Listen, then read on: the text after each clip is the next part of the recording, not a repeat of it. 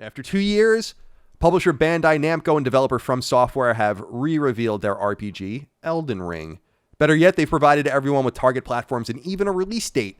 Elden Ring is en route to PS4 and PS5 on January 21st, 2022. You can see the game in action in this 3-minute long gameplay reveal trailer, which shows a title that's very From Software. The game appears to be more open than is usually the case for a From game, however, and Bandai Namco itself, the publisher, describes Elden Ring as a, quote, open-ended action RPG, end quote. The reason for the hype behind the game isn't only From Software's involvement, however. George R.R. Martin, the well-respected writer of A Song in Ice and Fire, aka Game of Thrones, worked with From's illustrious Hidetaka Miyazaki on the project, adding to its allure. Interestingly, this game will tote multiplayer, which isn't new for a Souls game per se, though it appears Elden Ring's multiplayer component may be a little more intensive and upfront.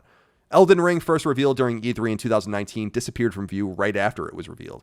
The game has been From Software's primary focus for several years, particularly following the release of its well-regarded Activision-published Soulsborne game Sekiro: Shadows Die Twice, which came to PS4 in 2019.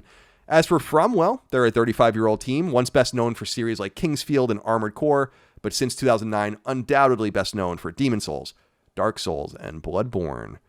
Dustin, I couldn't help but think of you when I saw this. I teased you a little bit over text, but I know you're so excited about this. I'm curious what you take away from this trailer. Yeah, I thought this was a fantastic trailer. It showed off, a good trailer to me can tell you about the game without having to have a narrator or bullet points tell you about the game. Like, we know it's an open world, which we kind of knew that through leaks and whatever. And I think they may have said in interviews it was going to be open world, but it's an open world game. You have a horse that can double jump in the one part, which I thought was a little silly, but it's like a spirit horse. And as far as the open world, I think what I found most interesting about it is that they showed that there's roaming encounters. Like there's a part where there's like these monsters pulling this carriage. And so I can imagine that this is like almost, I mean, got to be careful here saying this, but almost like a Breath of the Wild like quality that maybe you're roaming around and there's this encounter and you can, it's a risk reward. Do you want to take these guys out or do you not want to? Maybe you have to take them out to get into this other area or whatever. So there's that aspect about the world design and how that affects gameplay. But in addition, they showed jumping in combat, which I know some people are rolling their eyes when they're like, oh, jumping. Wow. Like jumping in combat. But as far as like the core tenets of these games, like adding jumping, was something that they did in Sekiro, which is very different. And they showed some stealth stuff as well. And one of the screenshots they put out shows a character knelt down in some grass. So what it feels like is that they're kind of taking this culmination of all the combat that they've done in Dark Souls and Bloodborne and Sekiro. They're putting a lot of that together, and then they're doing this new open world design. And it's very exciting for me. I think that I saw some stuff about on Twitter that people were like, oh, it just looks like open world Dark Souls. And actually, when I was playing Destiny last night with a friend of the show, Jimmy Champagne, he was like, yeah, and that's fucking awesome. Like, that's perfectly fine with a lot of the people that are interested in this game is an open world Dark Souls. And the thing is, like, maybe the art style, the art direction feels unoriginal, but to me, it's like they have that signature From Software look that it's like, it is original. Even if it does look like Dark Souls, it's still so uniquely them that you can see that. And if you're aware of their work, you're like, whoa, that's From Software. So that doesn't really bother me. Looking at in the trailer, there's the guy with all the arms connected to him. Like, no one does boss design and creatures design quite like From Software. And the one last point I'll make, since I'm droning on, is just saw some. There's also some comments about the graphics as well, saying that, no, this looks last gen. I'm like, well, it is coming out on last gen, so that's part of it. But to me, again, that's a thing that just doesn't.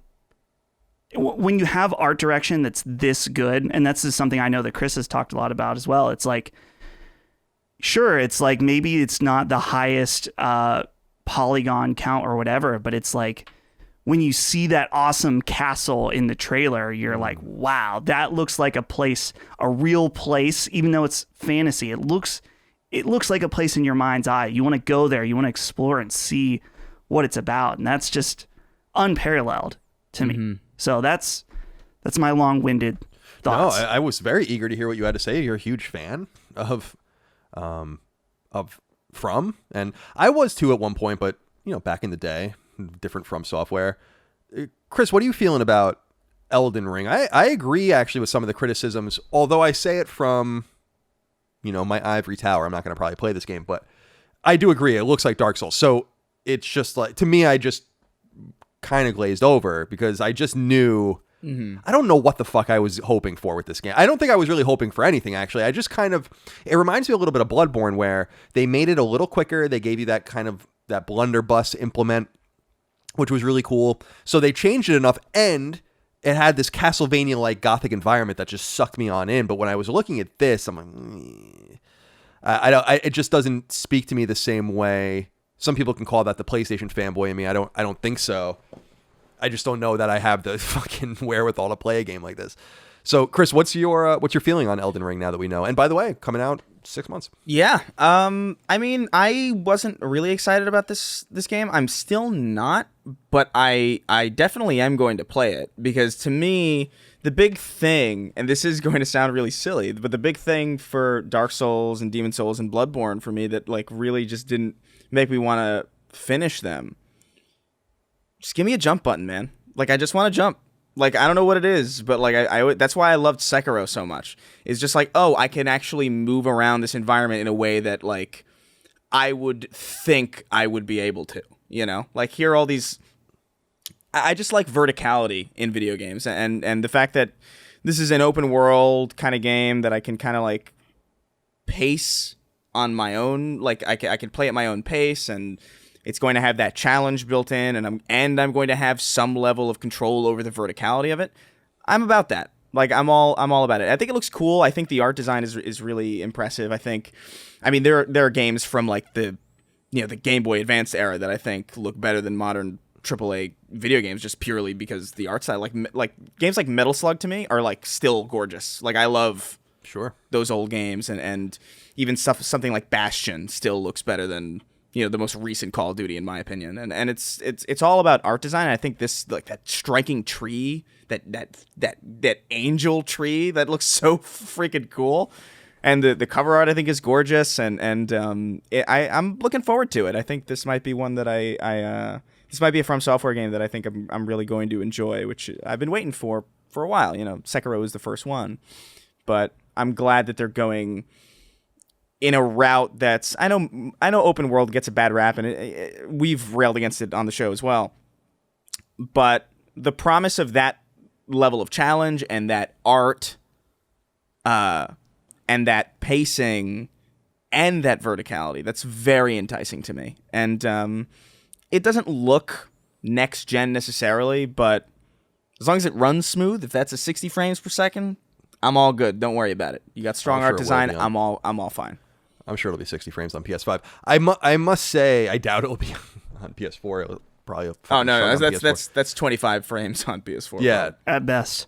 But I love what you say. Because I was thinking about this, about what serves a From Software game better, and I don't know the answer to this because I guess I'm not a huge fan anymore. But I almost feel like the open world environment is very tantalizing in some way, but also not. Like, I don't know, and I'm wondering. There is something very intriguing about, like, when you come out of the vault in Fallout 3, and you can literally go anywhere. And there are enemies that kind of suggest you shouldn't be in certain places and all of that. But doing that in Bloodborne or Dark Souls is pretty cool. I mean, I just think that there's going to be such calamitous ramifications for players in this game based on what seems to be a heightened need of exploration, that I wonder if it's going to be frustrating. In other words, I wonder if you can really fuse these two types of games.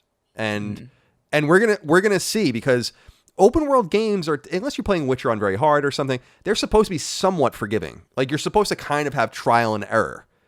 Oh, you're not supposed to go here. It's kind of like crossing a bridge in Dragon Quest. Oh, you got the shit kicked out of you. You're not supposed to cross that bridge yet. Come back.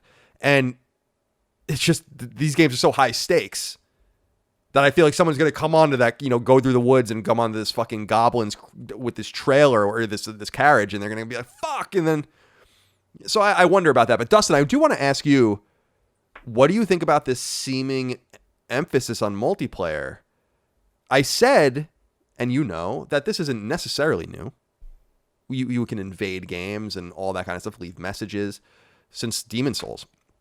But this seems like it's going to be a multiplayer, like a real multiplayer game. Are you in agreement with that? Because that's kind of how I'm reading it. I'm expecting it to be very similar to Dark Souls in its multiplayer, and just that you can summon in a friend or a random. Was there something that I missed as far as like? I don't know. Go ahead. I'm going to look real quick. Yeah, I know that they've talked about multiplayer, but yeah, up to 4 players, multiplayer for up to 4 players. Right, and I think that Dark Souls 3 you can summon 3 other players or whatever. But it is an interesting thing, the aspect of multiplayer. I was a little surprised because, well, the way they designed Sekiro, multiplayer was just simply impossible with the way the combat works in that game. But it definitely created a different dynamic as far as difficulty, because in every other Dark Souls game or Bloodborne, that's kind of a way to lower the difficulty, is to summon someone in. So, and that's one of the things about Sekiro, that one of the reasons why I would say it's the hardest game that they've ever made is that there's no leveling in that game. There's no summoning anybody. That game is pure skill, which is, it's the reason why I hated it for so long, and then I grew to love it. Because I think it's like you, Colin. It's like, I hate this game because I'm bad at it. Yeah, is what I felt for months until I figured it out. I have enough abuse in my life. Like, I need to abuse myself. Yeah. I'm so bad at Sekiro, and I still love it.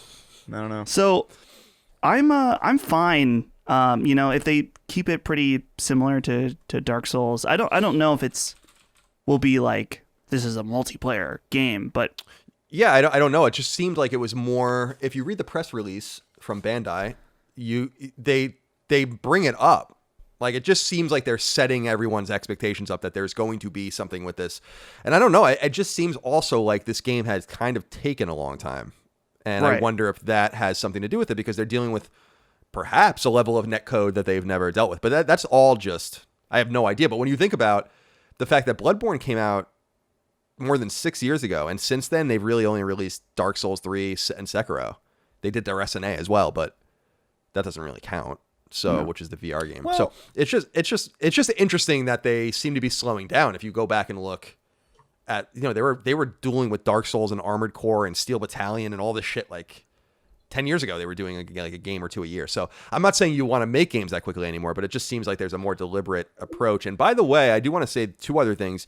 Shout out to Bandai Namco. I really think these guys are on the fucking hunt right now, and they're just making really smart relationships with people. First of all, that, like I've said, they've removed Tales from circulation for years, and they're going to bring it back. They have Scarlet Nexus coming out soon, which looks awesome. And we're going to talk about House of Ashes later, and them getting in bed with Supermassive. I just think that they're kind of coming onto the scene as a potential Japanese rival in some way to the likes of Square Enix, like of that size. They need to invest more in their own teams. The one thing that they don't do very well is that they just have a bunch, like they have thousands of people working under them, and they just like whatever, Bandai Namco Studios. I think they need to do better about that to start identifying. Like they used to have a Tales studio, and they don't have that anymore. So I wanted to give them a shout out. And Dustin, I was curious, what do you think of the release date? I certainly did not respect a actual release date, and I didn't expect that it was going to be January. So it's quite soon. Yeah, that's it feels risky to get excited about that day. But I don't know. It's one of those things where it's so soon that it feels like maybe it is out of risk of being delayed. But I don't know. I'm hoping and praying, because I need to get it's one of those games, like it's funny, as I've gotten older, I love games more, and I'm more excited about the industry, but I'm less obsessive in a way. So like every few years, like when a new Persona game comes out, that's like I'm the day before, it's like I'm losing my mind because I want to play it. This is going to be a game that on whatever day, January 20th, I'm going to be losing my mind. So ready to play.